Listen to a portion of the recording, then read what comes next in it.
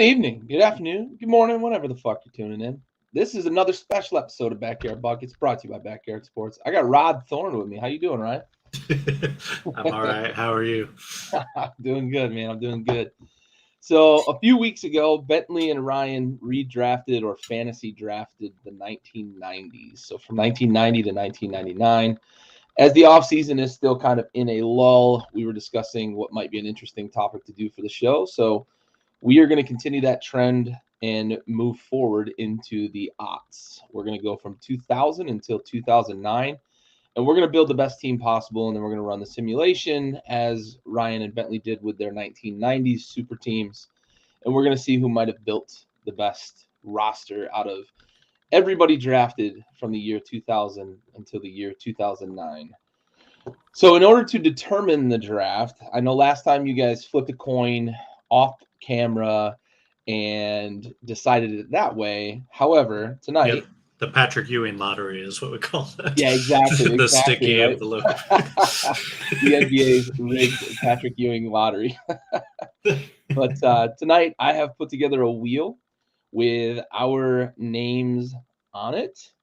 And I will go ahead here and share my screen once I get it pulled up. Okay. And we will spin it and we will see. So as you can see, we've got my name, Ryan's name, and we'll go ahead and see who gets the first pick. And we'll do this in snake, just as you and Bentley did. So here we go. Good luck, Ryan. No whammies. For the rights to Mark Madsen, they go to they go to Ryan. So you are on the clock with the first pick. You meant Matt Bonner is who you were thinking of, the legend. Brian Cardinal. Yeah. Who was Tavo a, Cephalosha. who Brian Cardinal actually, if you look at his win shares per 48 are like incredibly high. Oh yeah. He For a was guy who got no pub and not a lot of run. I remember before we start, I remember an ESPN article like years ago when Brian Cardinal was like, his like career was over and like he hadn't played for like a year or something like that. And they just like, some team called him and was like, "Do you want to come back?" And he was like, "Yeah." And it was that story where he's like, "I was playing with my child in the front yard and was really out of shape." And this team was just like, "Do you want to come back?" And that was my first time being like, "Oh yeah, these are like normal. Yeah, these are normal people 99% of the time. Like he's just a regular dude, like who just is really tall." Yeah, I I was don't know putting why those I remember shingles this on story. my house. Yeah, and the Celtics called. It's your average Wednesday. Yeah. Uh, okay, well, I feel like I got the easy choice here. Yeah. I think there's one obvious choice. I don't think I need to belabor the point. I'm just setting up my team here, and I'm going to take LeBron James, who I think is clearing away the best player of the 2000s. Most people would call this the LeBron era. The 2000s to pretty much within the last couple of years, I would say we're out of it. But yeah, I think easy pick. You can play him at pretty much every position, which is also a big thing because some of these guys are pretty locked into their positions still at this point. Can defend every position, can score, can pass. I mean, it's just one of the all-time greats. I don't really need to say much else. That's who I will take. Yep. All-time leading scorer, and yeah, pretty much a slam dunk there. All right, so with the second pick, I am going to take Stephen Curry. I know there's probably 3, maybe 4 names that we might be able to lump here and say they're the second best player of this era, right? But for me, I'm going with a guy who really was at the forefront of changing the game and the way it's played, right? I know the 3-point shot has become more and more kind of progressively involved in the game. But really, from the point that Steph joined the league and you started seeing him do what he was doing in college, right? Shooting from all over the fucking gym, doing that at an NBA level, Bentley. Yeah, that's true. That's true. Gives you a little pause at the one pick, but for me, Steph and I can open up my offense a lot. He's a guy that can bring the ball to the floor, but I know that I'm going to have to look at potentially on my roster another guy that can kind of play that combo with him, because that's where he thrives, right? Moving off the ball, moving with the ball, shooting off the dribble, creating his own shot, creating shots for others. He's probably, in terms of the way he impacts the floor, I would go out on a limb. It might be a little bit of a narrow limb, but I would go out on a limb to say he's probably the most threatening offensive player to maybe ever play the game. I know there's arguments to be made about what Jordan was able to do, what Kareem did with the hook shot, yada, yada, yada. But, a guy that can create a shot off the dribble, create shots for others, move without the ball, and score at the rate he can score, shooting it at the percentage he shoots it at. For me, he's the guy that's going to set the tone for my offense. Yeah, I mean, that's a pretty obvious one. I think there's kind of still a lack of shooting in the 2000s because they hadn't really developed into the everybody can shoot offenses yet. Steph, I think, is the ultimate kind of Swiss Army knife too, from like the guard position, because I think you can play him with another like traditional point guard if you wanted to. His only problem is some defensive limitations, but there's plenty of guys here you can surround him with that it's not a huge deal. And I agree. I mean, just the ultimate threat. Not just shooting. He actually I guess the threat of his shooting helps him go by people. As a noted hater of the Warriors dynasty, I think it's a great pick. My Rockets probably would have like at least one championship if it wasn't for that. So I hate the pick in the best way. And it's yours again. You get one more.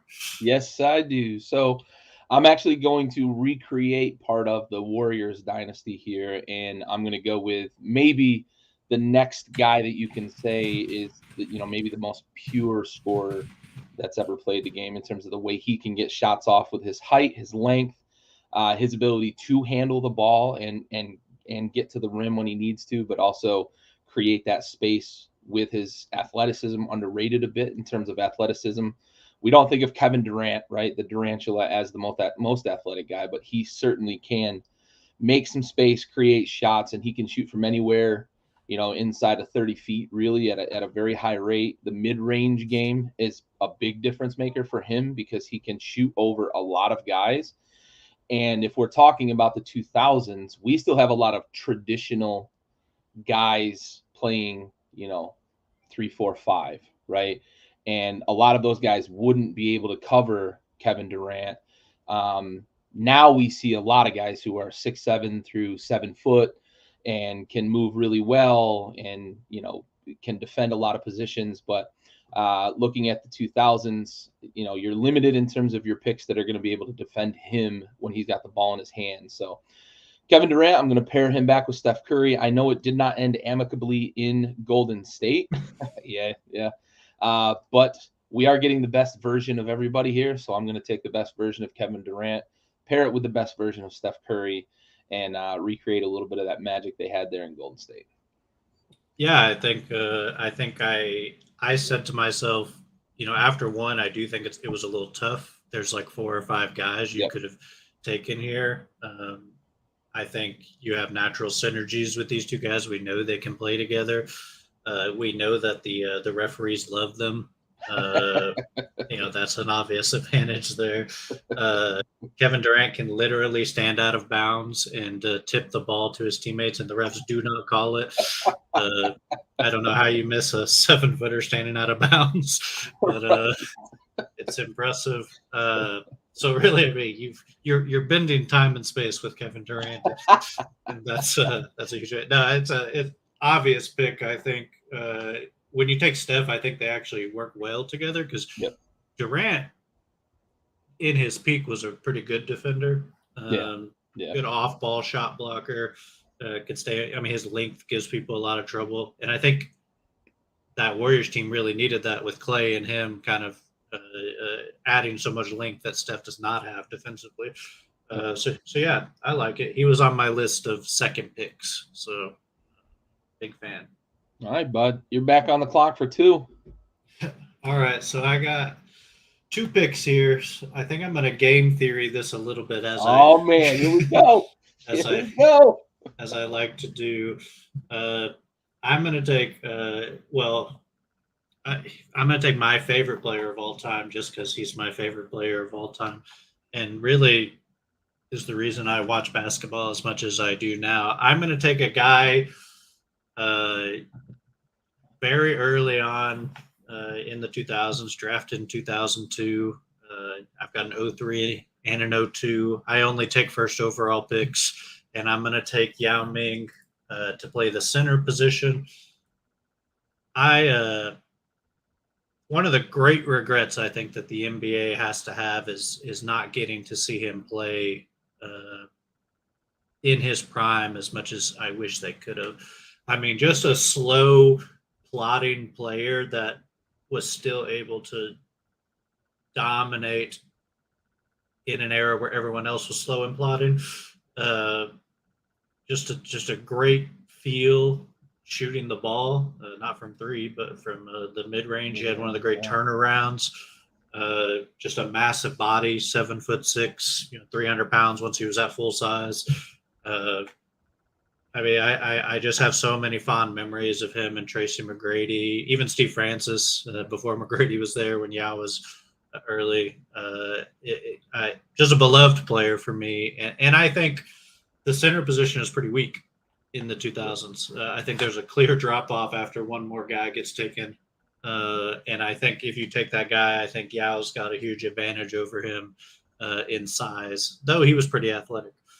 So, yeah, that's what I'm going to take. Got any opinions on that? I love that pick. I actually considered him at 2 and 3. He's just that good. Rim protector at 7'6". He didn't have to put a lot of effort into being a rim protector. Also, once he finally bulked up and got to his, as you put it, right, when he was full grown in the league, he could stand up, he could take the punishment. And to hear the stories like from Shaq, right? Shaq was kind of his, well-known rival, right? Because they were both in the West at the time and they played against each other quite a bit. To hear Shaq talk about how Yao was deceptive, right? He had the dream shake, he had the mid range, he'd turn around and pop some jumpers in your eye, but then he'd go and paper thin hops dunk one on your head, So and he was really surprised. Like, I think he was deceptive too, right? He seemed to be very plotting, but I think his length, his height, obviously, he covered ground in a pretty, quick fashion. He wasn't quick necessarily because his feet weren't moving super quick, but he could cover ground. And to see him not always, but sometimes involved in some, screen and roll, some pick and roll, and be able to actually, get away from defenders and get to the basket. When he was running with, you mentioned Steve Francis as well, right? But running it with T-Mac when they were kind of at that famous peak that they had, when they were winning like 65% of the games that they played together. It was crazy. Imagine if they were healthy together more often, But yeah, I love the pick. Like I said, I considered he was in the handful of names that I was considering, in the top, few picks here, what I was going to do with my first pick, whether or not I landed at 1 or 2. So I love the pick. I love Yao. I love watching him play. I love, his demeanor. He was always like a quiet, but like you could tell he enjoyed the game of basketball. A lot of smiles, a lot of kind of chit chat with other players. And then Shaq famously says, I was talking shit to him for 3/4 of the game, and then he said something in English to me. I said, "You speak English?" Like, it's a funny story to hear Shaq talk about Yao in such an amicable fashion. So I love the pick. I think it's a great fit, even in today's era that we don't have a lot of slow plotting centers. I think he can still stick because he does have that X factor of he's a pretty damn good mid-range shooter. Yeah, I think you talk about him moving relatively well for his size. He had really good balance. Mm-hmm. He had pretty good footwork. His feet were not fast, but the footwork was good, which gave him, I think, a lot of abilities moving. At his size, his balance was incredible. To have that turnaround jumper and like to be able to hit that as consistently as it is, and one of the great free throw shooting centers of all time. Yeah, it's crazy. Well, he shot like 78% for his career or something. Yeah, I think he peaked at like almost mid 80s at one point. I think like 82, 83. He was the best free throw shooter on the Rockets for years. It was like technical free throw. He would shoot them, and it was like that was such a weird sight. 7'6" guy. Yeah, you're like, Oh, is Rafer Alston going to shoot it? It's like, no, that guy, he's not that good. Let's put Yeah. let's put Yao up there. Rafer learned to play at Rucker. They didn't shoot free throws there. Yeah, yeah, always a wild one. Yeah, But yeah, my favorite player of all time, and probably, like I said, the reason I watch basketball. So I have to take him. absolutely. Um, all right, now I'm going to take a guy who did not go first overall. I'm ending my first overall streak. It didn't last very There's long. only 10 of them. Yeah, some of them aren't that good. I know. I'm gonna take a former LeBron teammate. I guess I'll get the synergy like you have, even though I don't think these guys had the greatest synergy with their play styles. I think they figured it out. And my team is just not going to shoot the ball. We're going to just go to the hole every play. You're going to lead the league in free throw attempts. Yeah. Whoever's playing center for you is fouling out. You know, I'm taking Dwayne Wade, if it wasn't obvious who I'm talking about.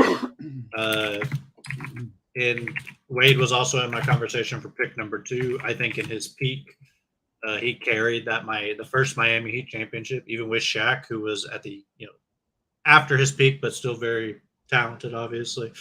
Right at the end of his peak, some people say.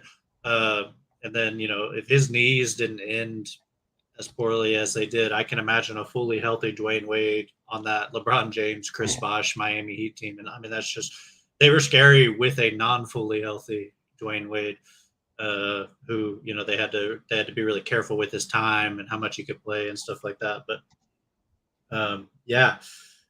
my other reason is I think the shooting guard position is pretty weak in the 2000s. I think it's a forgotten position. There's a reason where a lot of people are like, is Wade the second best shooting guard of all time? And it's like Jordan and then the drop, right? Not to say Wade is, he's not Jordan, but still Hall of Famer going in, right? But yeah, a weak position. You don't have a lot of super talented guys there. You got a lot of fringe Hall of Famers, I think, after Dwayne Wade, but I think Dwayne Wade's the only super obvious guy there. So I'm going to take him and try to leave you with some not so great options there. And you just play a bunch of point guards. I think that's what I'm being kind of cornered into here. So, no, I really like that pick. I was kind of hoping he might slip one or two more. Depending on where I was picking, I kind of was hoping to get him, third, fourth, right in that area. So he went about where I expected him to go. I just was hoping I would get lucky, be able to get him. Because as you said, there ain't a lot of shooting guards out there. So I'm basically,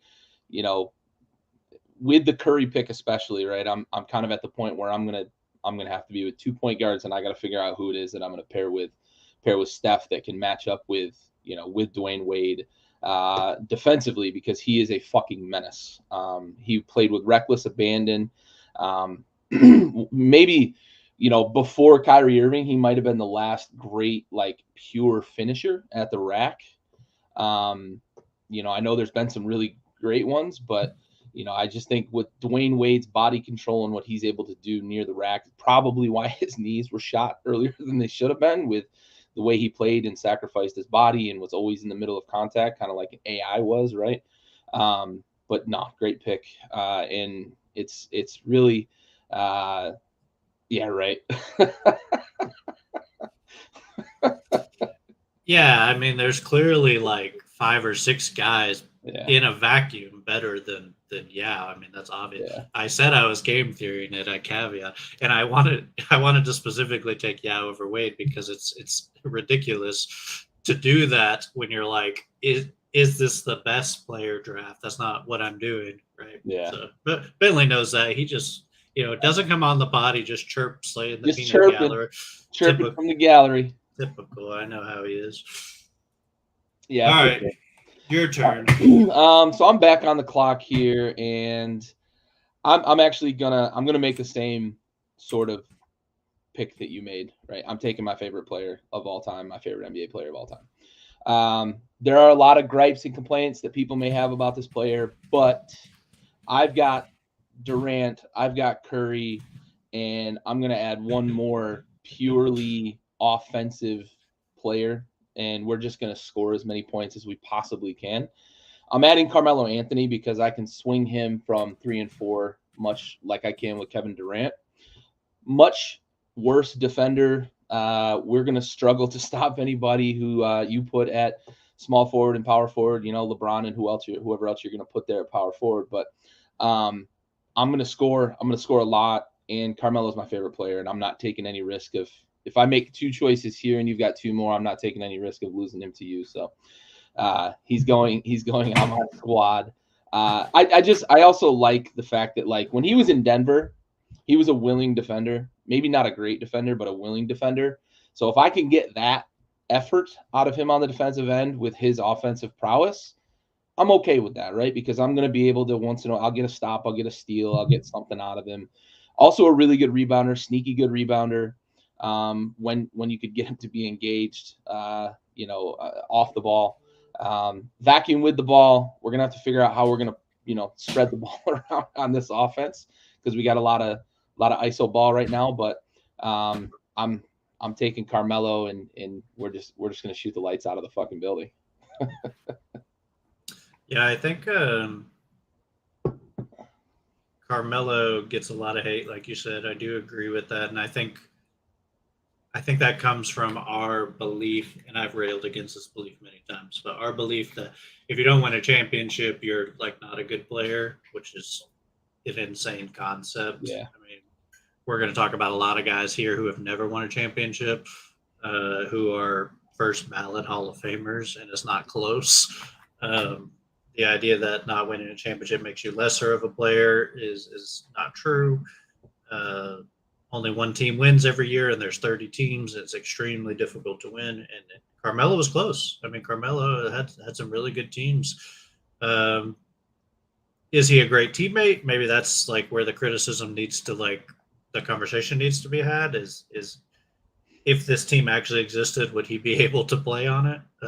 Like, mentality of late career Carmelo with the talent of mid career Carmelo, that might be the perfect player, right? Because he was like Frankenstein and Carmelo together. Yeah, that might be the guy, because he's like, I'll accept my role, but also I'm still quick. I still can jump. I can still do all these things. Team USA Melo was probably as close as you'll get to that Frankenstein Melo. So. Yeah, I agree. That's the thing that, like, all these criticisms fall apart when you think about Team USA and like how he played. And there was an argument. He was arguably, I don't want to say he was the most important player on the team, but he was arguably, the way those games played out, he was arguably the most, if not one of the most, Yeah, I agree. I think there's an argument that he was the best player in some of those Olympic games, and potentially, and if in totality, some might consider him the best player, not by themselves, but in that run. Yep, in those Olympic runs. Yeah. So yeah, I agree, and I think that, like I said, those arguments fall apart when you think about the Olympic teams and who he played with, and maybe that was Carmelo's problem. Maybe he was like, I need to play with only Hall of Famers. If I play with people who are not, I do not respect them. Maybe that's what. Maybe he was a less vocal bad teammate than Kobe. Yeah, so if you put these guys around him, he's going to be like, I'm down, let's do it. Yeah, maybe we'll get the best version of Melo, but maybe it'll be Bruce Bowen on defense. Yeah, that's true. Oh, all right. So I'm. You got to stick with me here on my rationale for next pick. All right. Okay. Because there's a reason I asked you this question before the show began. Best version, peak, health not considered. I'm taking Brandon Roy to put alongside Stephen Curry, because I think, and this is a bit of a personal opinion, but I do know that many people share a similar sentiment that Brandon Roy, had he been healthy, would have gone down as one of the best players of all time. Watching him play, his height, his ability to handle the ball, his ability to defend, his ability to score from about 15 feet in was unbelievable. And I believe over the course of his career, he was going to develop a better three-point shot. But I can't take that into consideration because it was never really part of his game. But the defender, the distributor, and the mentality and the leadership that he exhibited, I need that for this team, right? Because I got a bunch of dudes who can score.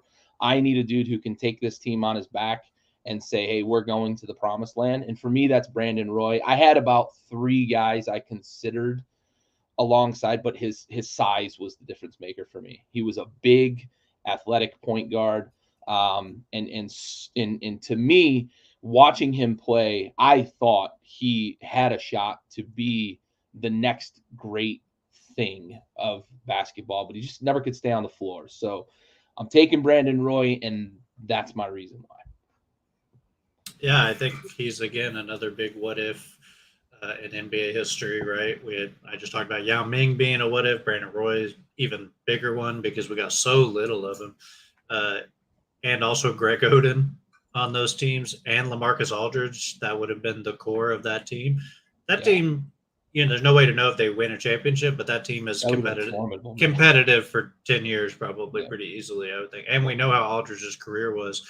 And I think Aldridge will probably be taken here at some point. Yeah. When you have those guys peaks together, I think they would have been very good. And Brandon Roy is really sad. Getting your knees beat up that early. It's not just like his jumper's knee. It was catastrophic. Stuff. It's very sad. And I'm glad that he's had a resurgence, I think, in like social media spheres where people are like, "Oh, do you remember this?" And remember how good this guy was? Yeah, there's like highlights. I'm glad for that because he was very good. Yeah. And there's no way to know how he ever would have been. So, right. Like I said, great what if. Yeah. All right, interesting pick. All right, bud, you're on the clock for 2. All right. So, your team is pretty good at shooting the ball, I've seen.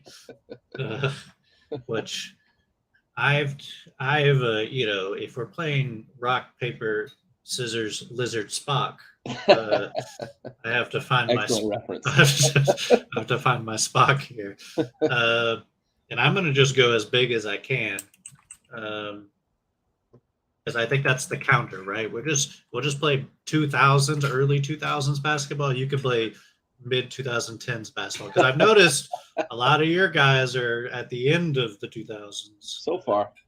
Well, Brandon Roy and Carmelo, but you're later than I am, so my guys will be earlier. I'm gonna take Pau Gasol at the power forward position, and I'm gonna create just a massive lineup, and I think it's gonna be really fun. I think Pau and Yao next to each other is one of the great combos. Pau Gasol, combos. Yeah. If Yao Ming would have stayed healthy and played like slightly longer, Pau Gasol could have been his teammate because Pau Gasol, known Rockets legend. That's right. As I've stated on this pod before, and Yao retired a year or two before that trade. So if he was able to stay healthy, these guys could have played together. So I'm going to bring it back. And really underrated guy. I think a lot of people view him as like a second fiddle guy. And but Memphis Grizzlies Pau was a monster.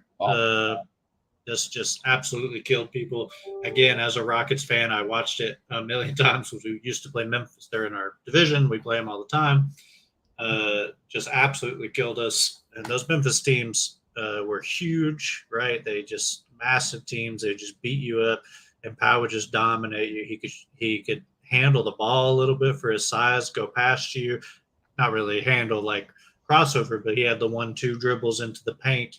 He had the turnaround, the hook shot. He's super long. You see it with the Lakers with their defense they played with Lamar Odom, Andrew Bynum, and him. It's just incredibly long. So long. Defensive team. Yeah, that's my team now, basically, but with better players. So that's what I'm going for. And I think Pau, going in the Hall of Fame now, so great time to talk about him. And an underrated guy, I said, because people viewed him as second fiddle. And maybe he never wins a championship unless he becomes second fiddle. But as a number one guy, just an absolute stud. Listen, Kobe Bryant ain't a bad dude to play second fiddle to. Nah, he's all right. In the history of the game, he ain't a bad guy to play second fiddle to. Yeah.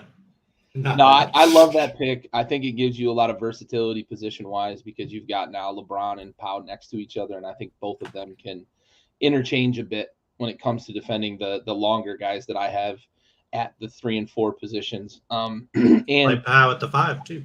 You could, right? Especially depending on, there's not a lot of guys left at the 5 position, right? So, no, I like that pick. I think in the in the annals of history, I think Pau gets overlooked a lot because, like, exactly what you said, right?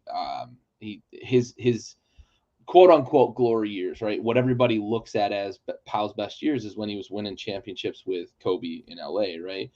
But don't fucking sleep on Memphis Pau, man. He was an absolute beast. He was, for any of you fantasy players out there, if you played fantasy basketball in the late 2000s, Pau Gasol, when he was with Memphis, or I guess mid 2000s, but when he was with Memphis, just ripping it up, he was a fantasy legend. So don't sleep on that version of Pau, and his length makes a difference, right? He can contest a lot of shots that you might not expect him to be able to, in terms of his general athleticism. He was never, obviously a high flyer or anything like that, but he could play some pretty staunch defense. So I like it. All right. For me next, bud. Well, there's two options here. One is I lock you out of the center position. I was a little worried about that. Which I think is the funniest thing to do. The other is take, my fifth position that I need, right? But you can make an argument that LeBron James can play the one, so you can go a lot of different directions. I don't think that it's fair to say he can play the one like all the time. So I'm going to give him a partner that can play the one and is, I think most people would consider the greatest modern traditional point guard. And I'm going to take Chris Paul at the one position, obviously, because he's tiny and can't play anything else. But if you're going to take a Hall of Famer that was drafted in the 2000, he's not yet a Hall of Famer, but it's very clear he'll be a first ballot Hall of Famer. For sure. If you're going to take one and match him with a bunch of other guys who are going to be in the Hall of Fame, Chris Paul's probably the guy you want because he's going to make them all look way better, and he's fine with doing that, right? And can still score. Is a great point of attack defender, right? Steals the ball. He shuts other point guards down. I think he'll make Steph's life hard. Because Steph is the off-ball guy. So I think Chris Paul's a pretty good matchup. And Steph's not so big that this becomes like a huge issue, right? Chris Paul's even smaller, but it's not like you're up against some Magic Johnson-esque size guy, right? And Steph's not going to back you down either. No, that's not really his thing. He had Andre Miller for that. Yeah, so I think Chris Paul is like the guy to put on this team. He's gonna, like I said, can make everybody look better, and a guy who I think is super competitive. Again, hasn't won a championship, so people don't view him as that, but just a hyper competitive guy. Probably should have won a championship at some point. I was about to just say, like, is he not the most unlucky guy maybe that's ever played? Like he's had probably realistically 3, I think, shots, one really good shot at a championship, and each time either he or somebody on his team has gotten hurt. Yep. A crucial teammate or himself has gotten hurt. Yep. Yeah, the Rockets, right? Obviously, that one's close to home. Yep. His time with the Clippers, yeah. He's probably at his peak at that point. Yep. They had a couple years that they had enough talent and they were good enough. I think that you could have considered them among maybe 3 or 4 teams in the West that you could say had a shot at making a run. Yeah, at some point, probably the best team in the West during certain periods for sure, especially offensively with Blake Griffin and DeAndre Jordan. Lob City. Yeah, that was and some of the most fun teams. So, recreate that. Yao Ming is now in Lob City. And Yao is going to be moving people out of the way, and Chris Paul is going to throw the perfect bounce pass to him every time. And that is a skill. That's a skill that not a lot of people have, and Chris Paul does have that skill, and I want to just throw that out. Yeah. I don't see a lot of guys because no one posts up anymore. Right. So you don't see it anymore. So I need somebody who can do that, and I can't be taking guys from 2009 because they don't know how to do that. You got to take the early 2000s guys. So, I'll take Chris Paul. Excellent. I like that pick. Tough as nails, really hard mentality, borderline dirty guy. He's going to get under your skin in a lot of ways. I think he brings some grittiness, some toughness to that roster that I don't have on my roster currently. So I'm gonna have to get some here. I got to get a junkyard dog at some point, I guess, to counter some of that mentality that you've got with Chris Paul. All right, so I'm on the clock for 2 here. I'm about to get really athletic, and I'm actually going to try to counter some of that size that you have. I cannot counter Yao, but if I throw enough bodies at him, I think I can counter a little bit of what he can do offensively. So I'm gonna take Dwight Howard here. It's the guy we've been kind of hinting at, and the guy you could have really locked me out of the center position with. Maybe the only guy in terms of a pure strength perspective that could even match up with Yao. However, he's given up 6 inches basically on Yao Ming. And Dwight always struggled with other centers who had really good footwork, so he's going to struggle with Yao. He struggled with a lot of guys defensively if they weren't just coming at the bucket.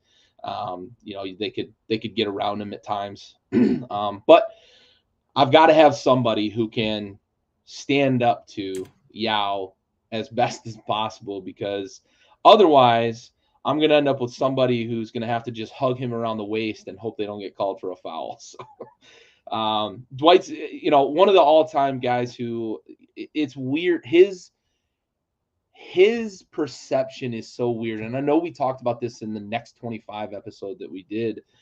A guy that was like a media darling for his 6 I think years he had in Orlando, or 7 years in Orlando, maybe the most dominant player in the league at the time, right? And maybe doesn't even count, right? He probably just was the most dominant player in the league at the time, but really beloved, really jovial, real happy guy, fun-loving guy. Then he ends up in LA, and suddenly everybody thinks he's the worst fucking person on the planet, worst teammate on the planet, this, that, the other. And yeah, he's had some kind of oddities pop up here and there, but I never understood why everybody soured on him so badly with his time in LA. So I'm going to push all that aside and say that Dwight's a guy that I think is going to help this locker room as well. Fun-loving guy. I think he's a good teammate. That was really clear to me in Orlando with, the fact that he was really the leader on that team. You don't see that a lot from the center position in terms of being the locker room guy, but he was in Orlando. And he can do a lot of things, right? He can go to the top of the key and run the pick and roll with either Brandon Roy or Steph Curry. He set a lot of really good screens out there. He's so athletic. He can do that. And that's the kind of stuff that I need with a guy like Steph Curry, with a guy like Carmelo Anthony, who can move off the ball, get their own shot. So for me, Dwight Howard, it's my only counter to Yao anyway. So I was kind of either fenced into it, or I was going to have to get really creative if you had locked me out. First I want to comment is your dad making a Dwight Eisenhower comment? Because if it's not, it's funny. Because I was thinking I like Ike, like Dwight, right? Yeah. I wasn't around for Dwight Eisenhower, but I heard he was pretty good. Yeah. There's not a lot of people who were around for Dwight Eisenhower that are still around. But great comment, even if it's not. I just wanted to say it was funny to me. Yeah. The old Eisenhower slogan, right? Yeah, classic. You have to take Dwight Howard, right? Like, I think at some point, or I think Dwight Howard's career was better than Yao Ming's. He should have been on the 75 team. His resume was I talked about this on the 100 team. It was like he's the most obvious guy to add of the modern era. When he was with Orlando, just defensively, which I think is what you need him for on a team like this, just makes it impossible to score at the rim, basically, because he's super athletic. Jump out of the gym. Everybody saw the dunk contest and all the block shots he was touching the top of the backboard sometimes. Just an incredible player. I do agree that his time with the Lakers and then the Rockets and then the Lakers again, his Lakers time hurt him. I think with the Rockets, he was really good. Yeah. Him and James Harden, I think, made a really good combination. But again, his back started bothering him at that point. And when he was healthy. Something in Houston about backs, huh? Yeah, we're the heaviest city in the world. Right at sea level. Yeah, well, I meant weight wise. Like we have the largest people, I think, I believe, on average. So that's good. So Dwight Howard had to carry everybody. Um, yeah, if you can convince Dwight Howard to just run pick and roll over and over again, I mean, he might have been the greatest offensive center of all time. Yeah. He made Jameer Nelson look Oh like my God. Made him a a lot Hall of of money. Famer. Yeah, yeah. And Jameer was a good player, but was not nearly as good as Dwight Howard made him look. Because Dwight wanted to post people up. That was his problem, right? Yeah. He wants to He post didn't people have up. that skill set. He didn't have the length really, like to get a lot Yeah. of the shots. He would take these like weird like hooks that didn't look great. Yeah. He didn't have any. He had a very awkward like half jump shot, half hook shot that he like tried to do a Yeah, lot. It was weird. he had a very rigid jump shot too. Yep. Like it was, if you Yep. watch it, Yep. it's like he watched a video on how to shoot, and then like that's how he shot. It was like not Did he natural. draw the sticks, right? Yeah, I remember him hitting a 3 one time, just like at the end of a game, and I was like, oh, Oh. man, that's the worst thing that could happen to him because now he's going to want to shoot Now he thinks he can it. But yeah, on this team, I mean, you just want him to run the pick and roll on offense and protect the just paint. play defense, buddy. Yeah, if he scores like 8 points a game, you're probably super happy. Because Give me 8 with 12 rebounds and 4 blocks. Yep, I like the pick. I think Yao's going to kill him on the offensive end, but I think Dwight would actually be pretty good against the Wades of the world and stuff. That would be a fun meeting at the rim. Oh yeah, absolutely. And we saw it a bunch of times actually. We did get to see that in both their peaks, and there was some explosions a couple times. So, yeah, I was going to take him if you didn't, so because I thought it would be funny. Yeah, you weren't going to let me get away with it for too long, right? Yeah, I thought it was unfair. It's like, well, if I take Dwight Howard, like there's like three guys who are like fringe Hall of Famers that are left, and they're very fringe. Yeah. Like there's really, in my eyes, if I hadn't taken Dwight and you had locked me out, there's only one guy left that I think could even stack up at all, right? Like that's it. And yep. Yeah, I'll save that for later because I don't want to spoil it because I'd love to have him on my bench, but all right, I won't take him. But yeah, so I said I was going to get real athletic. So Dwight, obviously one of the more athletic centers that's ever played the game. Maybe one of the more athletic players that's ever played the game in general. But I've got 2 choices here, and I'm kind of coin flipped on them because I really want some excitement off the bench. And I've got my eye on a guy to pair with this player that I'm hoping can provide some of that exciting play.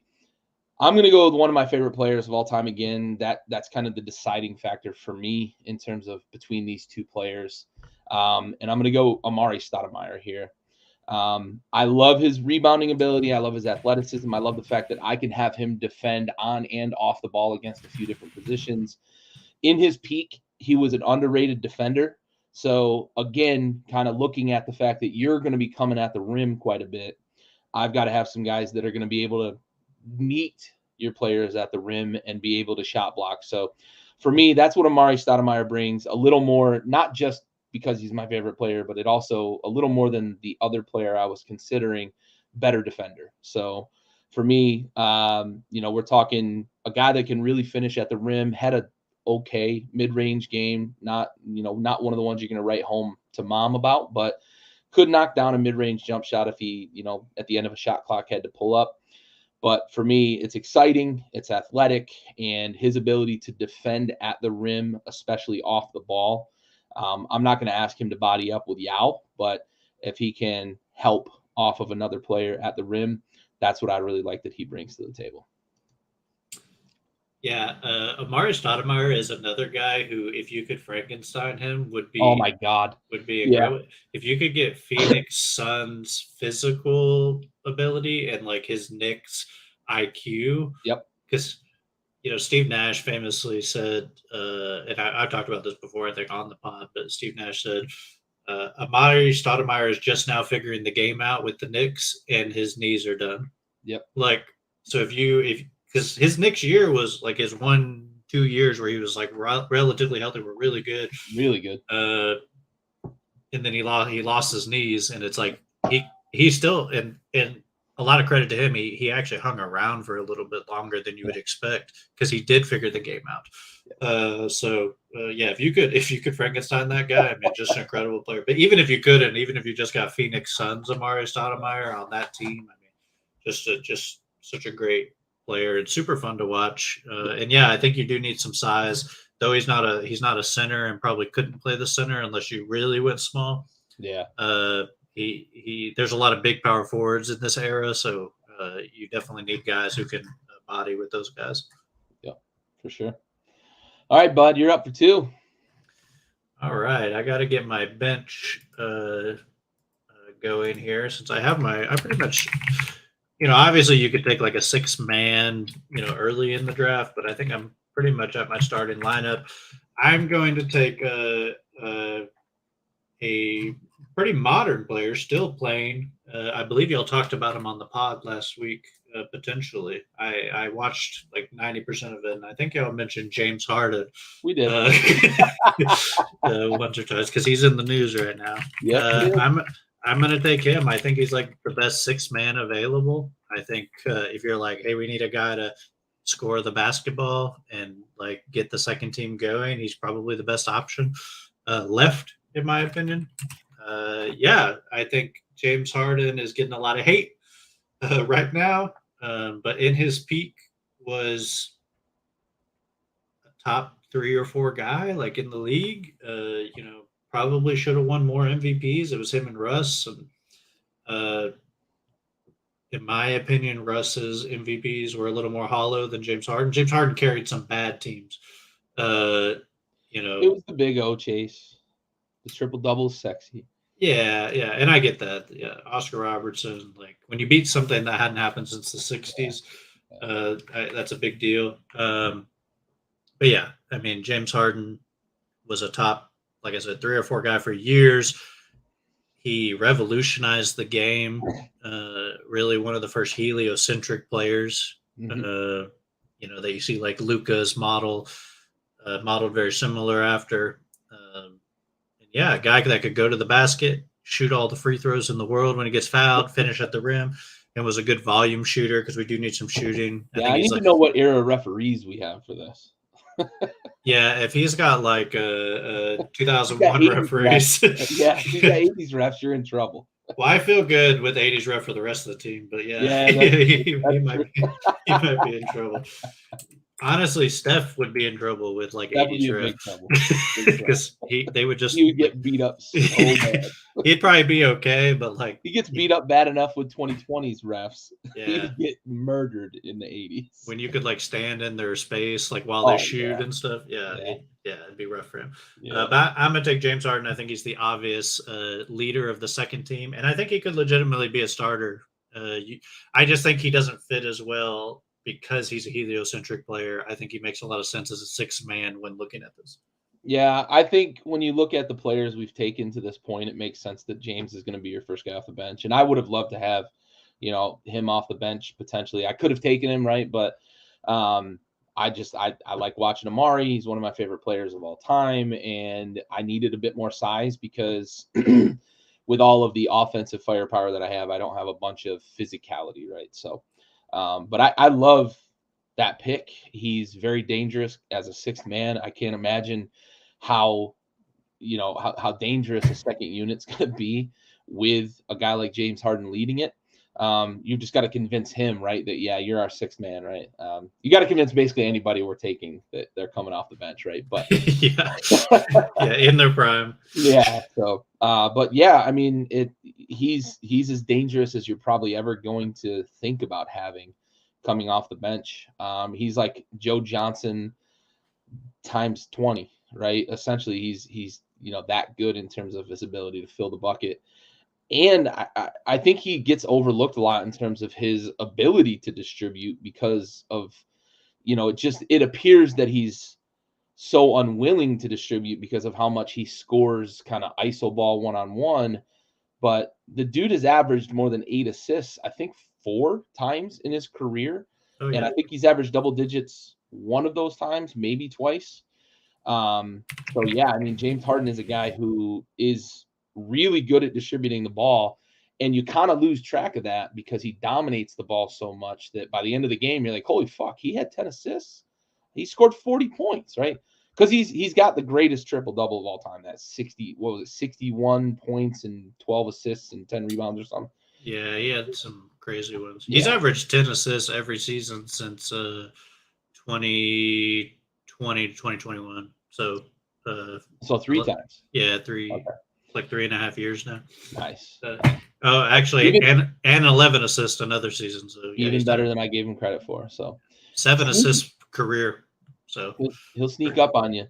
Yeah. Because he dominates the ball so much. You put it perfectly. That heliocentric mentality.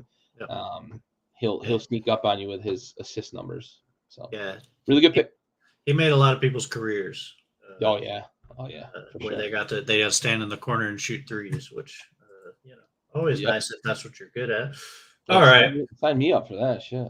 So I think we have a little bit of a drop off here, unless you go guard. I think guard and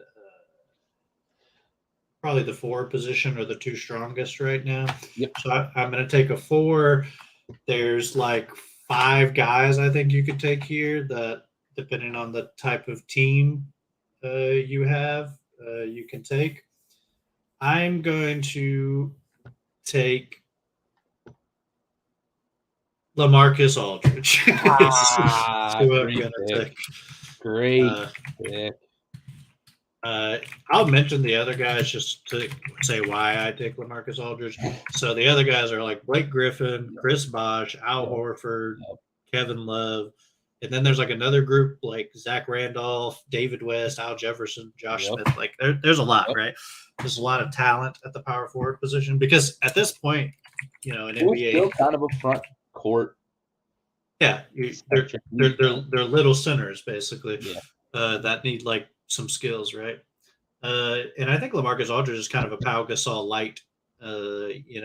Similar length, about the same size, long arms. Does enough on defense, gets it done. Not a guy you want to play at the 5 probably, but in that era at the 4, and he was fine. And then one of the great mid-range shooters of all time, especially at his size, and eventually developed a little bit of a 3-point shot later in his career. We talked about it a little bit. It would have been great to see him with Brandon Roy and Greg Oden together. I think Aldridge. People say that Aldridge is not a Hall of Famer. I think he clearly is. I think that it's out of those guys, like Chris Bosh got in the Hall of Fame for his peak. LaMarcus Aldridge had a better career than Chris Bosh. And he just, again, didn't win and tried to win at the very end of his career, like with Brooklyn and those types of guys. But he never was on any of those San Antonio teams, was he? No, he like missed. Right. He came like right after. Yeah. Fuck. Yeah. So he misses out on those. I think that's why his legacy, again, because of the way we talk about basketball, it's pretty dumb. Blake Griffin would be a great pick. I agree. Yeah. I think I have Chris Paul, so like Blake Griffin makes a lot of sense. Yeah. I worry about Blake Griffin and his defensive acumen. I don't need the offensive talent right now. Especially not his type of offensive talent either, right? You've got a lot of guys that are going to be at the rim anyway. Yeah, and it seems like my team is mostly like not super athletic, but long. Obviously LeBron James and Dwayne Wade are super, but from the front court, long and getting in the way of people. Where Blake Griffin, honestly, not a great defender. He was a shot blocker. So I always say this: there's a difference between like good defenders, bad defenders, and willing defenders. And Blake Griffin was just plain a bad defender. Yeah, and Aldridge in his peak was a serviceable defender. Yeah. So I'll take him because I like the length. But yeah, Blake would have been a fine pick and definitely more fun, which is why people like Blake more than they like LaMarcus Aldridge, because LaMarcus Aldridge shot 18-foot jumpers over and over again for like the second half of his career. When he went to the Spurs, though. Yeah. It was like, this is Tim Duncan, but not as good. Yes. I like the pick. I think he's a guy that gets slept on a lot. because of his style of play, where he played, being in Portland for all of those kind of mediocre at best, lukewarm Portland Trailblazers teams because they were dealing with the injury history, right? It's one of those things that I think if the guy played on a team that had a little more supporting cast, I think he would get a lot more respect. So you're absolutely right. Because he didn't win, I think that he gets overlooked a lot. But from a fantasy perspective, I know I keep going back to fantasy sports, but like anybody who played NBA fantasy from like 2008 to like 2015, LaMarcus Aldridge was a monster.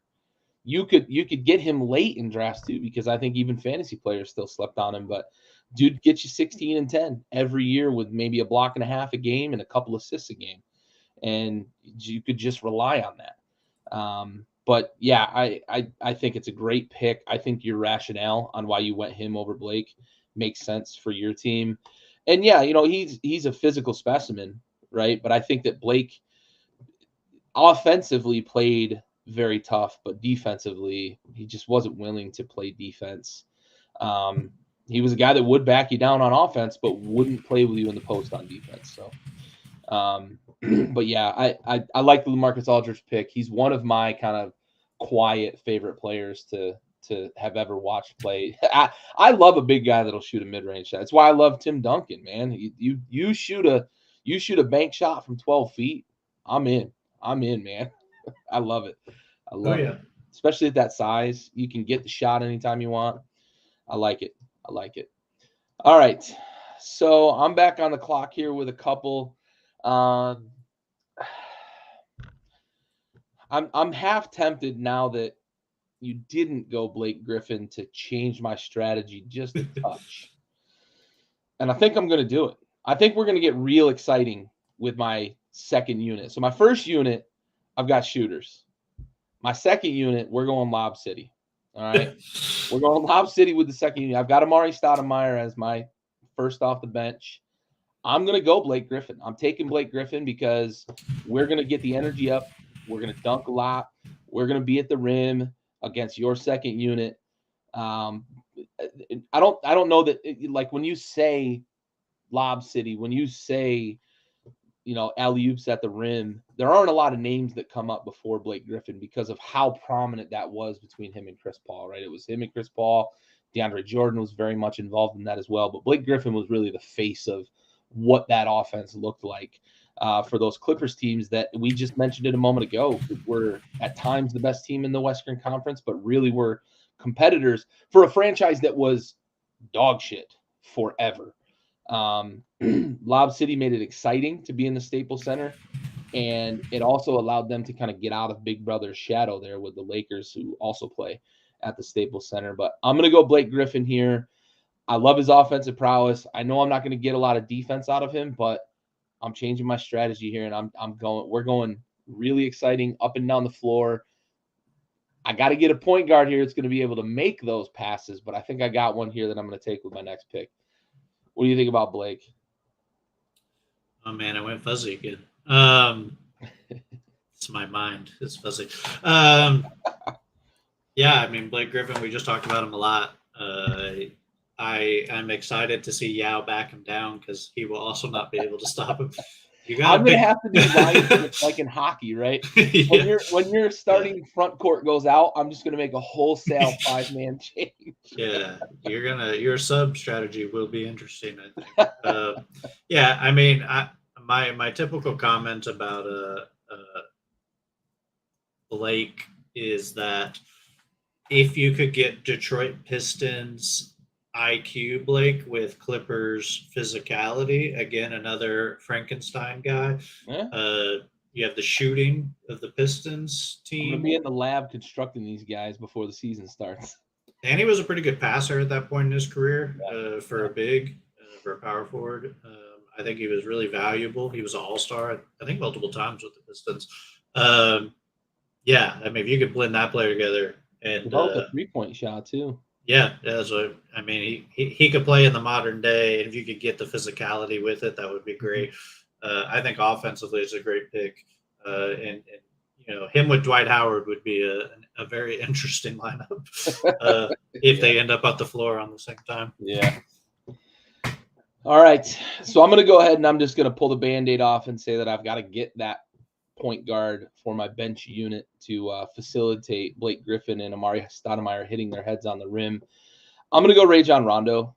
I think all time one of the best distributors that I've ever seen play the game, and one of the highest basketball IQs of probably all time in terms of players.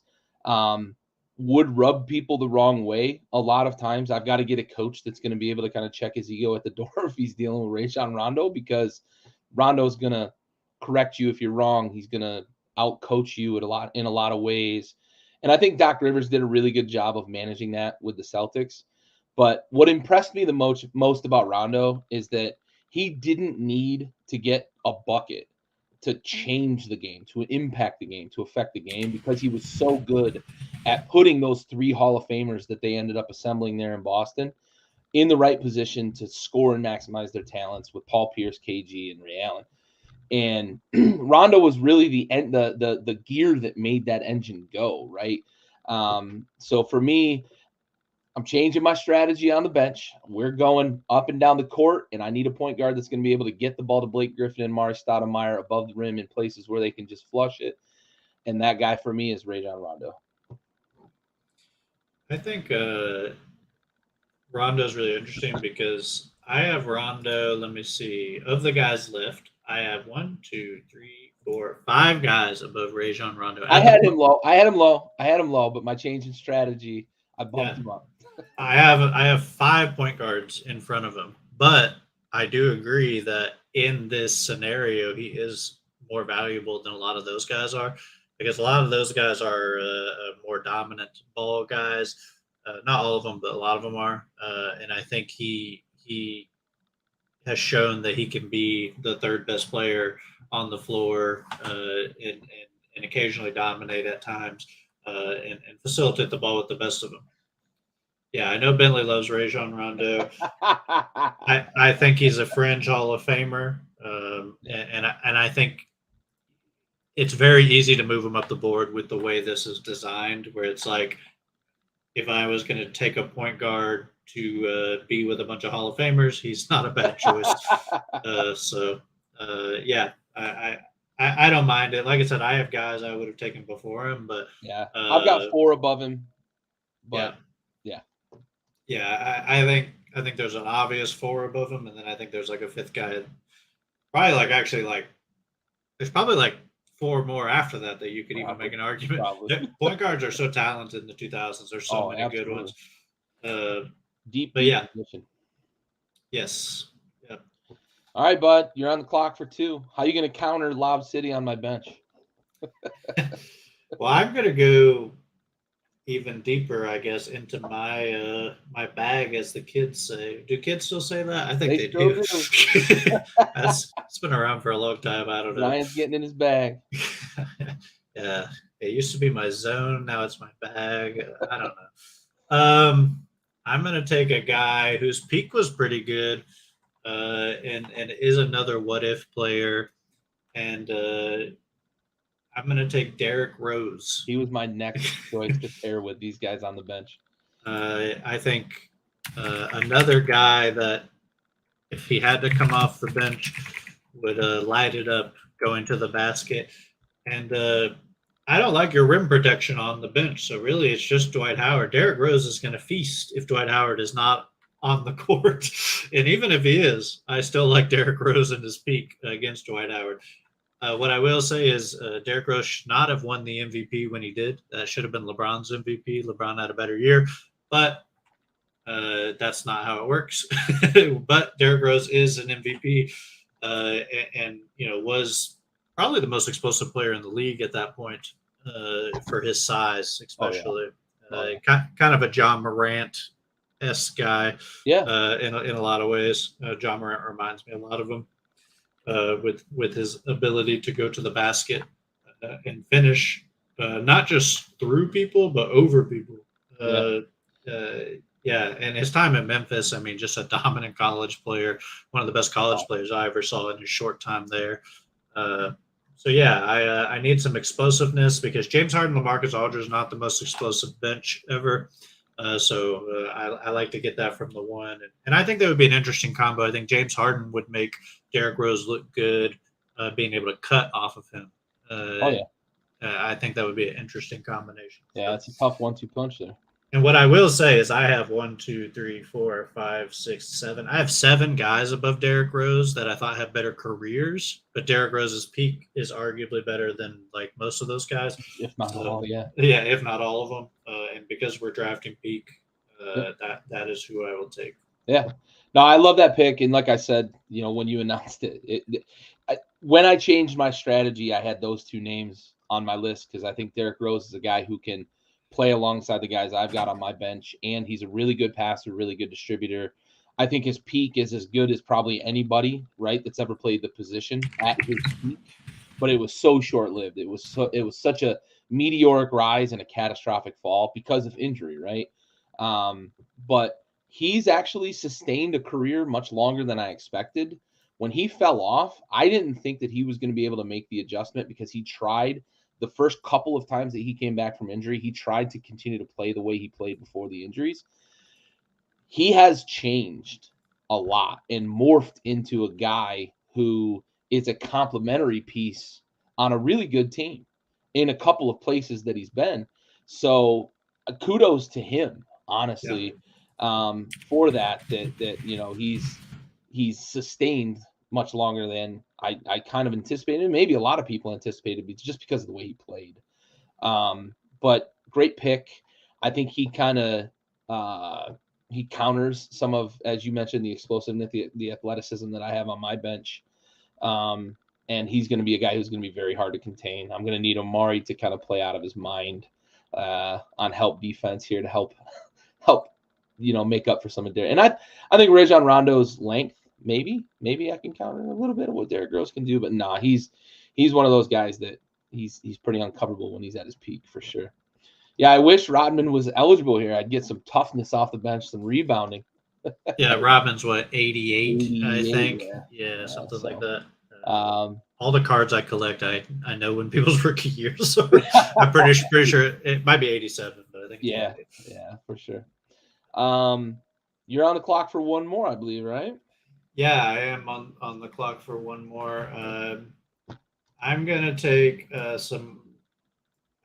Man, I have 2 guys in my mind that I want to take, but I think I need a guy who has some positional versatility, because I think I struggle with that outside of LeBron.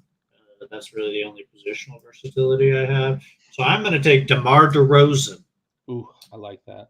Who is not the best player available, but has played 3 positions throughout his career and played all of them pretty well. He can play kind of the 2 through the 4, depending on. He kind of is like Carmelo Anthony in that way that Melo kind of did the same thing. DeRozan's still playing. I think he averaged like 26 a game last year, and he's 33. What was it, 2021, 2022? He had that streak of what, 6 straight 30-point games, 7 straight 30-point games? Yeah, the guy can fill it up. Yes, he can. If you could combine his mid-range game he has now with his athleticism at the beginning of his career, the guy's a freak offensively. Yeah. And I think I need some athleticism. Not the best defender, but some vertical athleticism I think is good from the wing position. Because I do feel like the wing does tail off a lot, like after Anthony, from an offensive standpoint. I think DeRozan being able to play multiple positions and provide, like I said, that athleticism is vital at this point for this team. Yeah, for sure. I like that pick. And you mentioned the athleticism that he's exhibited at one point in his lifetime. He's a guy that he could have played with James Harden because he chose USC between it was that or Arizona State. He ended up going to USC. And they made a big deal about that during that season because they were 2 of the best players in the nation. But I didn't think he was going to become what he became because of who he was at USC. He was a guy who just wanted to yam on people, stayed near the rim, always wanted to kind of play that ISO ball going at the rim. And I was surprised what he became. And I know early in his career, he still was kind of that, but he developed maybe one of the 5 to 10 best mid-range games maybe in the history of the game. And that's his calling card now. He doesn't shoot from deep. He doesn't shoot at the rim very often. He's always in that kind of 8 to 17 feet range, and he just beats the shit out of you with it. Yep. So yeah, certainly if you could pair that with some of that athleticism and get a little bit of a combo scoring option with DeMar DeRozan, very big difference maker off the bench for sure. Him and LaMarcus Aldridge will make all of the mid-range jumpers. Yeah. Screw analytics. We're taking long twos. We're taking two every time. For sure. Yeah, there's no shooting on this team. Oh, all right. So what I don't have on my bench yet is some shooting, which I have a ton of shooting in my starting lineup.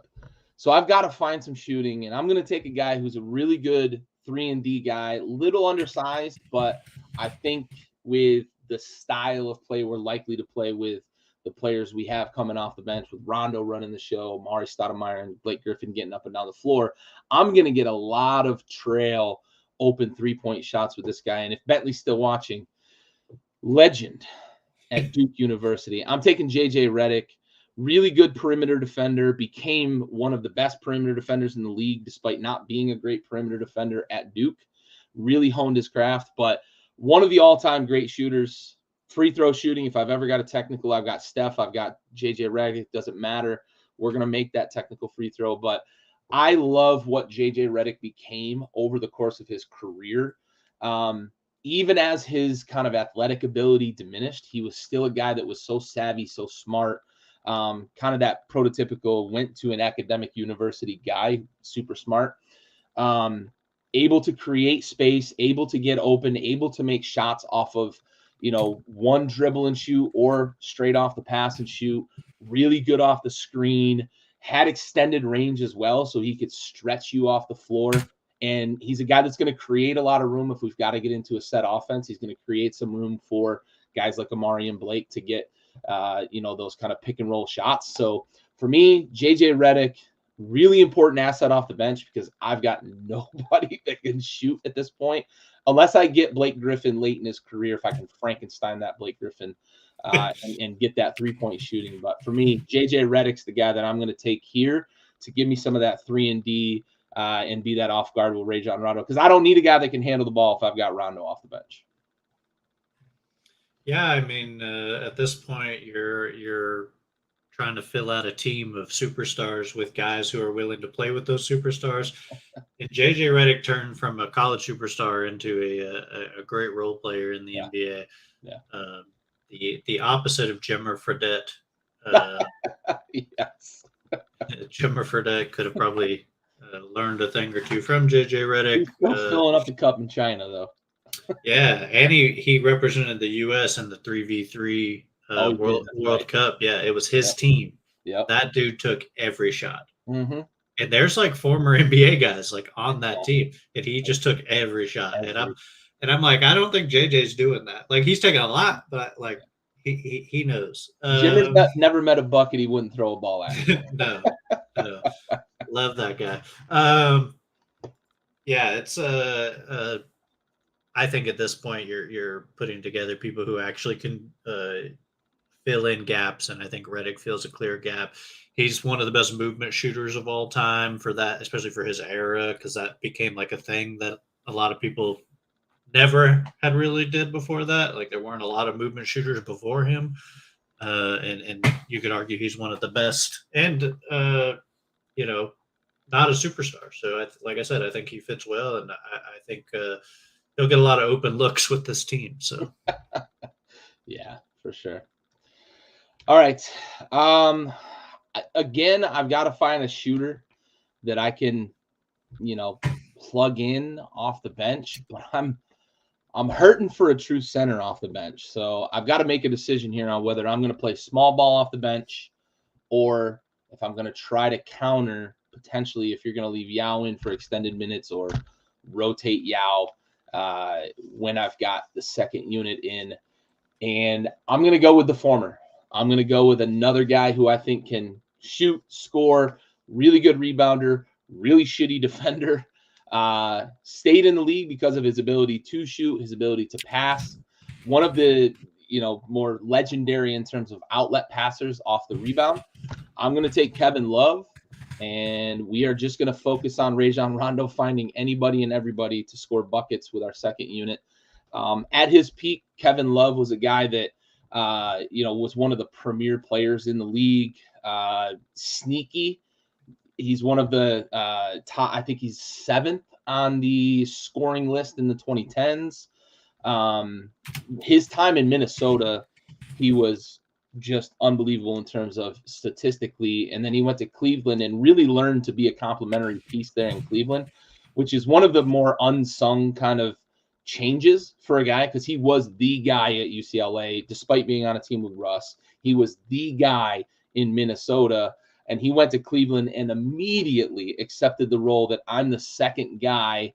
It's LeBron's show. He's mentoring Kyrie, and I'm a guy that's going to make threes and rebound the ball. So I need a guy like that. You mentioned it. We've got to find guys that can play with other superstars. He's another guy that can play with a superstar. I'm giving up a ton of size. I'm well aware of that. The 2000s just don't have a lot of options in terms of countering Yao. So once you got Yao, I was playing catch up all along. So I've got to score more points than you, and that's really where this pick goes. It's a good John Madden strategy. The team that scores more points is going to win the right, game. Exactly. Thanks, John.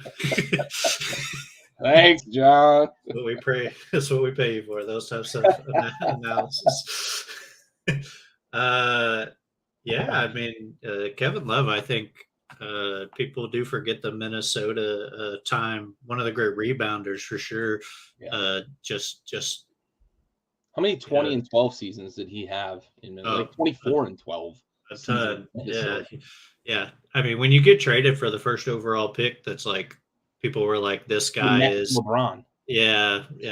Andrew Wiggins was a very hyped prospect, one of the biggest. And they were like, nah, I want to win, so I'm going to get Kevin Love. Obviously, it was because Wiggins wasn't going to contribute probably right away with LeBron, but still, being traded for the first overall pick is a big deal because it's a known quantity. A first-round pick is different, right? They traded the first overall pick in a draft that they liked. So that's a lot of credit to the player he was in Minnesota before he was traded, and to really mold his game to be the third best guy on the championship team. And I still playing today, still doing a little bit. He looks ancient, but he's like younger than a lot of the guys. He's like because he full gray now. I think he's 5 years younger than LeBron, and he like looks full gray.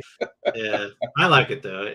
He's not coloring his hair; it's commitment. Yeah, and you get the shooting and the rebounding. That's a good thing to have, I think. In this situation, you have a lot of power forwards, though. So I do. I'm excited to see how that turns out. I need Blake Griffin to play the 3 quite a bit. Yeah. I guess Kevin Love probably, right? Maybe. Yeah. In today's game, he might be good. I mean, they're never on the court together, but more than likely. Yeah. All right, my turn. I think. Yes, you're up for 2. I'm going to take a guy whose peak was incredibly high, but is known for famously being the third member of the Heatles, and I'm going to take Chris Bosh, the final member of the Hall of Fame members of the 2003 class. That's very stacked. Obviously, not everyone is in the Hall of Fame yet because some are still active. And by some, I mean one of them is still active and racking up stats. But yeah, if Chris Bosh plays a longer career, I mean, he is viewed as one of the great power forwards, I think, of this era.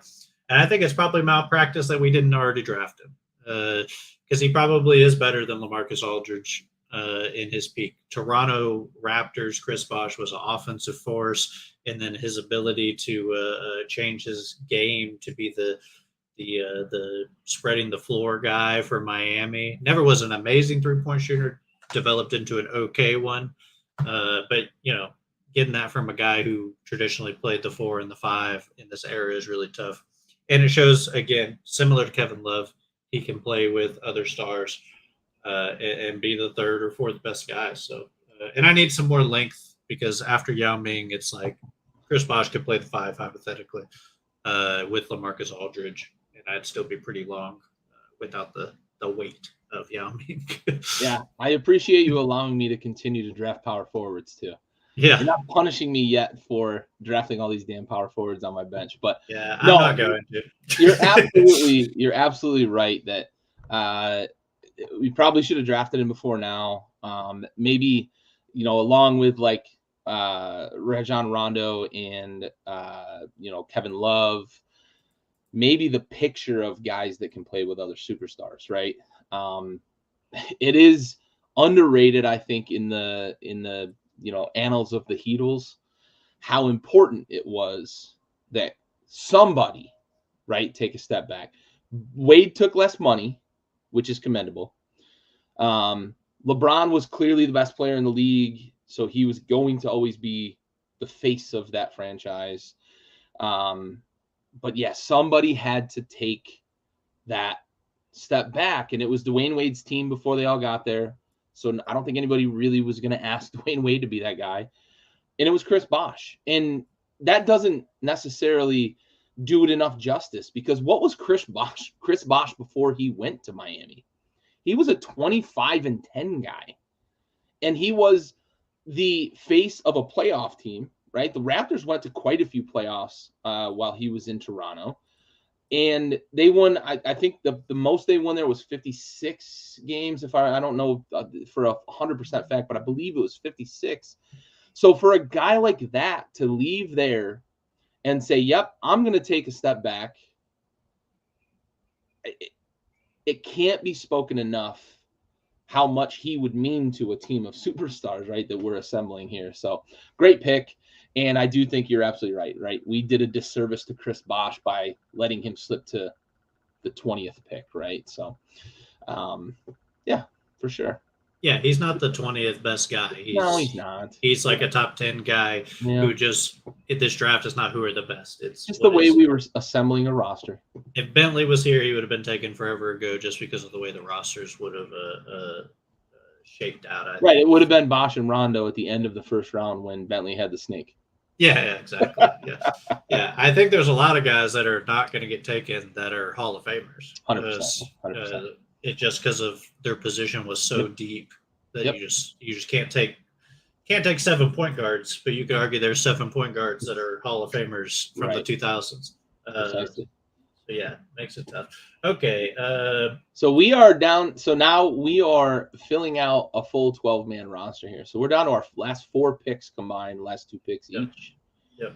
You're up, bud. I got 3 more, actually, I think. Yeah, I got 3 more. Oh, no, you're right. I got 2 more. Yep. I can't count. Math is hard. You're good.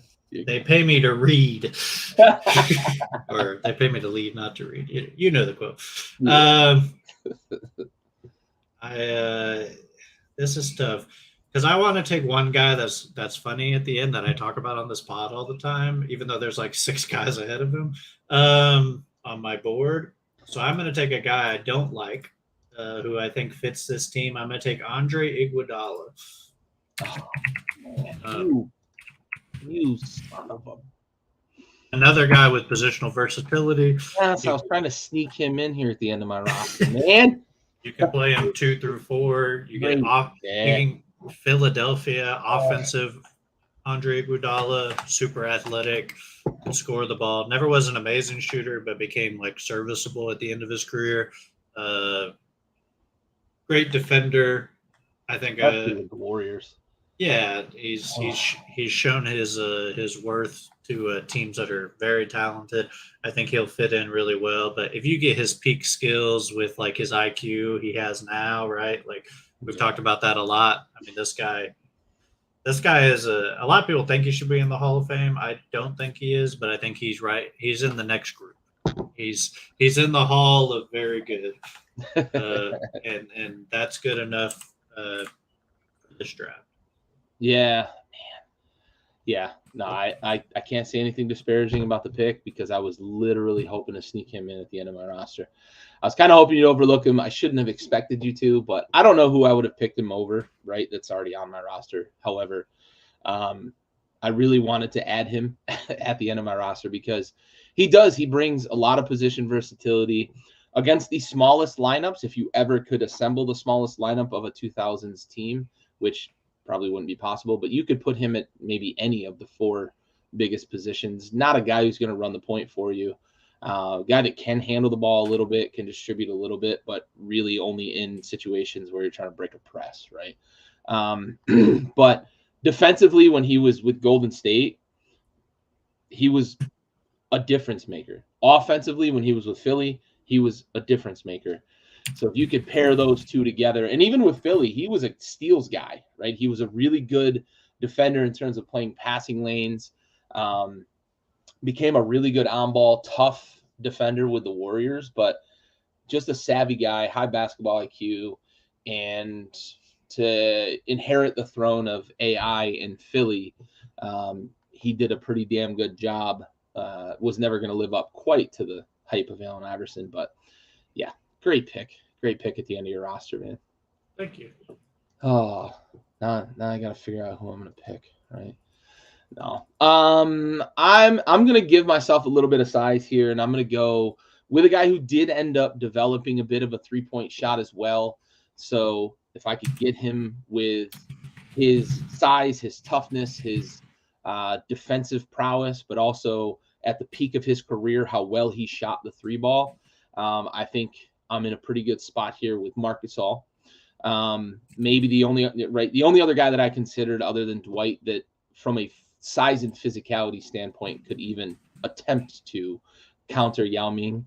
I'm going to exhaust a lot of fouls, and I need another 5 that I can exhaust some fouls with for Yao. Not that it's going to do me any good because Yao's going to just knock down the free throws anyway, but I can stretch the floor a little bit with Marc Gasol when you talk about his peak in terms of each of his skill sets. There's a time in his career when he shot, I think 41% once in his career, but he's a career like 36% 3-point shooter, I believe is what I looked up earlier. And that's a difference in an era too of there weren't 5s that shot really, right? I mean, there was Bargnani who wasn't really truly a 5. And then there was like Marc Gasol eventually figured it out. This was really it, right? So I can stretch the floor a little bit with Gasol. I can rotate him.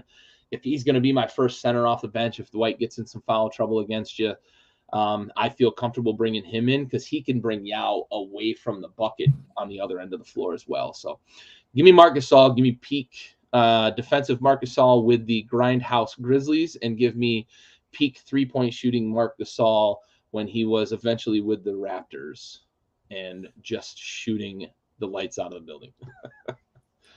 Yeah, I think pretty good player. I think defensive peak with 3-point shooting is a very, very good player. He also was a stud in Memphis, like his brother was, and a dominant force right after his brother left, basically. Yeah. I didn't realize till looking at this too. I thought they were like 3 or 4 years apart. They're 7 years apart. Yeah, Marc is quite a bit younger. And Powell was always the better prospect, but Marc turned out to be very good. Yeah. I like Marc Gasol a lot. A guy that people remember for being on the Lakers in like the bubble and like that type of stuff, but was a great player defensively. I think he won 1 Defensive Player of the Year, I believe. Multiple All NBA defensive teams as well. I think. I think you need that. I think especially you need the size. He could probably, bump bodies with Yao if he needed to. That's rare of anybody of all time. So anybody that could do that and then still have some offensive talent, because he was good around the rim when he was younger. He was a pretty, I would say an above average post scorer and then became a 3-point shooter. So if you could blend like his athleticism and defensive skills early with his 3-point shooting mid to late career, and that's great for this team. I think. Yeah, for sure. All right. Your final pick, I believe. Yeah, I believe this is my final pick, unfortunately. Yep. I know there's so many dudes I feel bad not taking. I know. I gotta figure out how we're gonna make this happen. Is this? No. I got one more pick at the end of the 12th round. Yeah, okay. I got one. You got one. You got one more. You've got two left. No, I got one more. Who did I miss? I took Iguodala. I get one at the end because you get one at the beginning. That's how it wraps around. It should wrap around. I'm sorry. It wraps around to me. One. I got one at the beginning and one at the end. Okay, so I'm not crazy? No, you're good. You get one more, and then I get one more. Okay. Yeah, sorry. You're good. You're good. All right. Just making sure because I've got one that I'm saving for my last pick that well, this is it. So if you're gonna take them. No, you got this is your last pick. I have 20 off the board. I got 1, 2, 3, 4, 5, 6. I got 11 players on your team right now. Okay. Well, I gotta make my last pick here. And I got 11 as well. So. Okay. We ended up snaking this. I think we snaked this. All right. Anyway. So I'm gonna go with somebody who I'm giving the viewing audience some homework with this guy. So at his peak, he was a very, very dangerous scorer and a pretty damn good rebounder, but he was maybe the precursor to a lot of what we're seeing today with long guys that can shoot the three ball really, really well. And again, for you fantasy players out there, this guy was a monster for several years in terms of fantasy, getting you 16-5, 17-5, 20. I think 22-5 was his peak. But also, if you Google Danny Granger and Brittany Schmidt, you're going to have a lot of fun listening to that skit because it is unbelievably hilarious. But I'm taking Danny Granger for that reason and the fact that he was a career 17-5 guy. And at his peak, he was 26 points was his highest he ever scored. 26-5, not 24-5, but 26-5. A guy who could shoot the three ball long, gives me some versatility position wise because he can play maybe in a big lineup the two, but he really can play the 3 and the 4, and can shoot for me off the deep bench here at the end of my bench. So Danny Granger for the comedic relief and the fact that he could score the ball. Yeah, a guy I didn't even think about. I should have. I remember looking at him, but I didn't put him on the list. Mostly because his career was so short. But yeah, in his peak. Yeah, he was sneaking for 3 years or 4 years, really. Yeah, 4 years in Indiana. His knees just gave out, like a lot of guys do in professional basketball. And yeah, I think he shot 40% from 3 for 2 years at his size. 38 for his career. Yeah, 38 for his career, and he had some bad shooting years because I think his knees gave out, and that probably didn't help the shooting either. Yeah, he shot 20% 1 year. Yeah, so he's really like a 40% shooter, for his career, and I think it's a great pick. I think for a wing guy that can play the 3 or the 4 very easily, and in an era where a lot of those guys didn't shoot, as you can see by my team. Yeah, I think we're definitely seeing a counterbalance of philosophies, and I think that's interesting. And, absolutely. Yeah, I like that. Yeah. All right. Well, you're up. All right. Well, first, I would like to apologize to all the people who are better than this player that I'm not going to take. I just want to rattle a few of those off that I will not be taking that are amazingly not taken. Tony Parker, who just went into the Hall of Fame.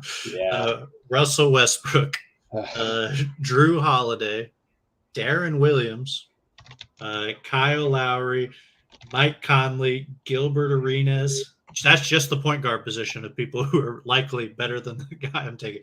Michael Redd, Jamal Crawford, Joe Johnson. I'm just listing some of these guys I have on my list that don't get in. Al Horford, another guy who you can make an argument should be taken. But I'm going to take a guy I've brought up on this pod multiple times. Played for a team I hated, but I loved him because it was the weirdest thing I ever saw at the time. And I'm going to take Mehmet Okur as my last pick. That's such a good pick. I had him in my category. I just couldn't fit him in. Yeah, I mean, God, you one of the original stretch fives. Unbelievably, yeah. I believe he shot 37% from three for his career. Yeah, 37.5%. So good. Not an amazing defensive player, but he was 6'11". He got it. He got enough done. And my team's already really long, so I figured I would just take a really long guy who also shoots. Him and Chris Bosh, I think, would be interesting together. He did have a season in Utah where he averaged 18, 9 rebounds, 2.4 assists, and a block per game. He was a good player.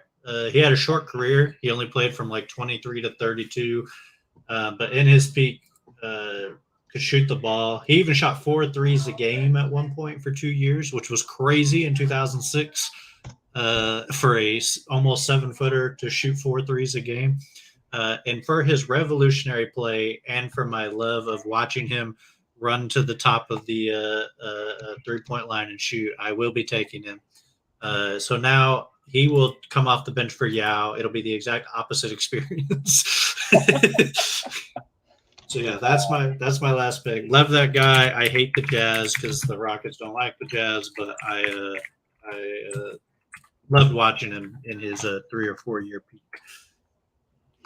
Yeah, it's a really sneaky pick because he kind of goes under the radar when it comes to really being a stretch five before stretch five was a thing. Another guy you could sneak into fantasy and get 3 points from him, which was a rare category in the mid to late 2000s, early 2010s. It was kind of a rare category. Basically, I think it up if a center did that, you're like, well, can't play anybody against him because he's the only guy who does that. Right, exactly. It's crazy. So, yeah, no, really, really, really good pick. I think the sneaky capability that it brings, absolutely difference maker for you. I think we should have a Mehmet Okur counter on the pod because I've said him. I swear I've talked about him 5 times. I think I made a Mehmet Okur joke last month. We should get him on here because he's been talked about probably more on here than any pod in America. I'll call him. He's in Turkey probably. I'll call Şengün. I bet they know each other. We'll get him on. Yeah, sure. All right. I want to run down a couple of names, and I'm sure you've got a few names that kind of got overlooked that maybe you considered. Maybe there's a reason why you didn't take them. I've got a couple like Joakim Noah and Tyson Chandler. Yep. They just don't fit in kind of the style of play today, but they were really, really good players, really good rim protectors. Joakim Noah eventually developed a little bit of a jump shot despite the side spin on his jumper. DeAndre Jordan as well at the center. DeAndre Jordan, another guy. Greg Oden, we mentioned him briefly, but if you could kind of project what his potential seemed to be, sure. might have been one of the first guys off the board in this sort of draft. And then I want to mention Johnny Flynn because I'm a Syracuse stan. He was so fun to watch, but never panned out in the NBA. Yeah, I remember the Rockets had him for a while. It was not good. Yeah. He was on that T-Wolves team when they drafted 7 point guards in a row with their first round pick. Ricky Rubio. Yeah, it was crazy. Power forwards are really strong too. Guys we didn't take: Al Horford, Zach Randolph, David West, Al Jefferson, Josh Smith, David Lee, Serge Ibaka. There's Serge a lot. Ibaka is one that I was like, man, that's the Swiss Army knife. Boris Diaw, another guy that played a ton of positions. Yeah, as a role player. Yeah, Carlos Boozer, another guy who was really good for a really long time. Shane Battier, if you ever needed a guy that could just lock a bunch of people down. Love Shane Battier. Yeah, for sure. Joe Luau Johnson, Deng. ISO Joe. We didn't take ISO Joe. I thought you were going to when you were talking about all the ISO play. I was like, you should just take Joe I know, I Johnson. should just take ISO Joe. just He's still winning the big three and shit. yeah, he's been like the best player in that league for years. I know, it's crazy. Kyle Lowry, we didn't mention him. Yep, he was above Rajon Rondo. Brook Lopez has become a guy who's stuck. Mike One Miller. sneaky name that I tried to find a way to fit him in, but I just couldn't do it because he wasn't quite enough of a physical counter to Yao. Is Chris Kaman, who surprisingly had a really, really good career. Yeah. For those terrible, terrible Clippers teams. He was just so good for a long time. Yeah, he didn't he play for the German national team? Didn't he get like special like status? I'm pretty sure he did. I think so. Yeah, I think you're right. It was when I realized he went in the 03 draft that I sent you that text earlier. If any of the viewers want to just like look at a draft and just wonder how one team screwed it up so badly, take a look at the 03 draft and remind yourselves that at the number 2 pick, the Detroit Pistons took Darko Milicic. And there are probably a dozen guys from that draft that they could have picked and been like, yep, they did well. It's crazy. It's crazy. Hey, Darko Milicic won a championship, so he did win a championship. Clearly a good player. If that's the bar, right? And there's even guys like that didn't necessarily stay in the league forever that were better than Darko Milicic. Like Nick Collison was probably a better player. Steve Blake, Josh Howard, right? Zaza Pachulia even probably had a better career. It's crazy that they missed so badly at the number 2 pick. Yeah, I think Darko's career is a little better if he is on a different team, but yeah, it was bad. It was not good. They were an interesting, that Pistons team. They were looking for that one guy to kind of keep the dynasty going, and it wasn't going to be the 19-year-old European who had never seen basketball, really. And Joe Dumars is considered like one of the all-time great GMs for building that team. Yeah. But he missed on the draft, which the draft's a lottery. So, you know. Oh, sure. Absolutely. Gotta give him some credit there that it's not easy. No, it's not. All right, well, that brings us to our conclusion. Ryan, you're going to put the rosters together and simulate them. And next week we will talk about whose team did better in terms of simulating in NBA 2K. Yep. Any closing thoughts here, bud? I just want to say I'm glad Bentley wasn't here to lose to me again. Now it's my turn. He can only handle so much pain. He's very soft. Yeah, it's your turn to lose now. I'd be surprised if my team shoots 30% from 3. You're gonna shoot a lot of free throws. I think James Harden might be my best 3-point shooter outside of Mehmet Okur, which is pretty crazy because James Harden's not like an amazing 3-point shooter. But yeah, he's a volume guy, and he's gonna need a lot of volume on this team. Yeah, I think it's really cool. I think the 2000s are really interesting because there's such a clear transition in the way people play. Like I was talking about the late 2000s guys are, and literally like 2009, it's like the very end of the 2000s. You start seeing the guys who are shooters. Because 2009 is Blake Griffin, James Harden, Steph Curry, DeMar DeRozan, Drew Holiday, Jeff Teague. Jeff Teague, not as much of a shooter, but even Drew Holiday. Just guys who had to learn how to do that. And Steph Curry obviously changed the game for a lot of these guys. Was in that draft. Yeah, and there were always role players that could shoot, but just having these high volume guys. Oh yeah. You really don't see that outside of like Durant, but even Durant at that time wasn't really a super high volume guy. Like he became more of that later. Yeah. From 3 at least. I just think it's really interesting because Yao Ming is never taken first overall like in a modern draft. He's like a lottery pick probably, but like you're like, well, you can't play him in the playoffs because he'll get exposed. Yeah. So I think it's really cool. We got to talk about different guys, and I hope I win. Yeah. Thanks for having me. Yeah, absolutely. It's been a lot of fun. It was really fun watching you and Bentley draft the 90s. It was really interesting to get to participate here in the 2000s. I'm really curious to see how the roster compositions, affect how our teams perform in 2K. Because in a vacuum, right, there's some dichotomy between our lineups, but in 2K, it'll be interesting to kind of see how that matchup plays out. And obviously, we're going to have a better team than 90% of the NBA, 99% of the NBA. So, but yeah, for sure, it's been fun. Appreciate being able to be a part of redrafting the 2000s, which is a very, very different era than the 1990s. So, but yeah, for Ryan, for Bentley, who couldn't make it tonight, and for the rest of the Backyard family, we are out.